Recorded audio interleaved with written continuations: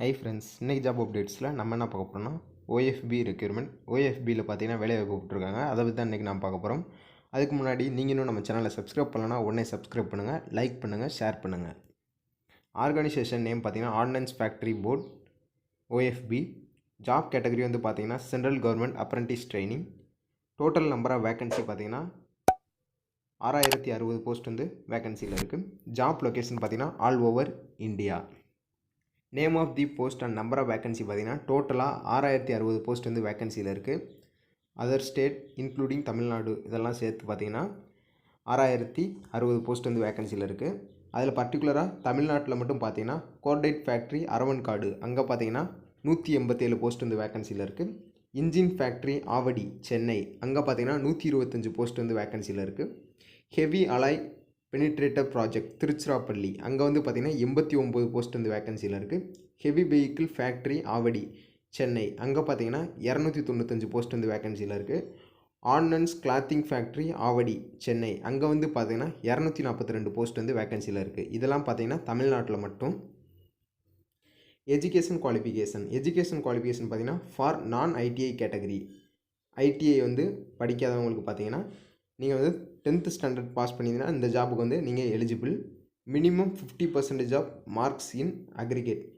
நீங்கள் வந்து 10th standard pass பண்ணியிருக்கணும். 50% ஆஃப் மார்க்ஸ் வந்து அப்டைன் பண்ணியிருக்கணும்.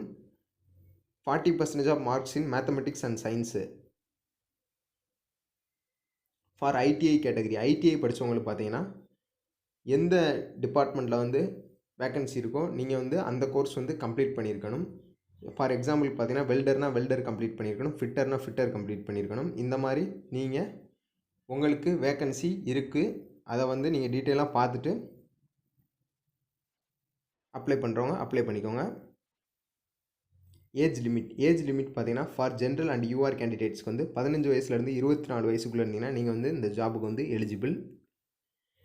செலெக்ஷன் ப்ரொசீஜர் எப்படி செலக்ட் பண்ணுவான்னு கேட்டிங்கன்னா ஃபஸ்ட்டு வந்து மெரிட் லிஸ்ட்டு, செகண்ட் வந்து document verification and medical examination. இதான் பார்த்தீங்கன்னா செலெக்ஷன் ப்ரொசீஜர்.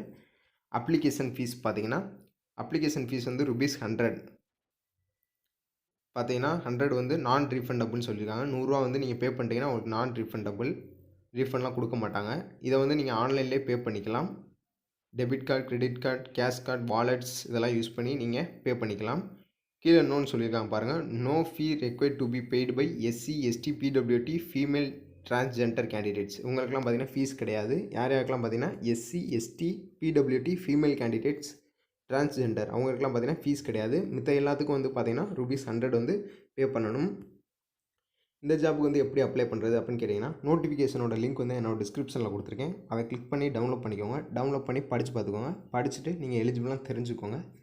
தெரிஞ்சுட்டு நீங்கள் வந்து டேரெக்டாக அவங்க வெப்சைட்டில் போய் அப்ளை பண்ணிக்கலாம்னு சொல்லியிருக்காங்க. www.ofb.government.in அந்த வெப்சைட்டுக்கு போய்க்கோங்க. போயிட்டு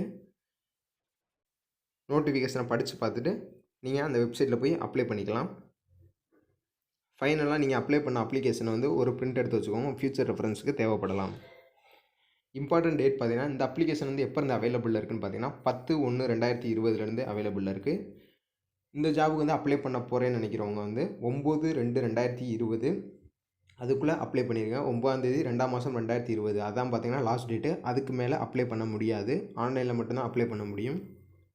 இன்றைக்கி பார்த்த ஜாப் அப்டேட்ஸ் வந்து உங்களுக்கு ரொம்பவே யூஸ்ஃபுல்லாகும்னு நினைக்கிறேன். இந்த மாதிரி டெய்லி ஜாப் அப்டேட்ஸ் மற்றும் டெக் வீடியோஸ் வேணும்னா நம்ம சேனலை சப்ஸ்கிரைப் பண்ணுங்கள், லைக் பண்ணுங்கள், ஷேர் பண்ணுங்கள்.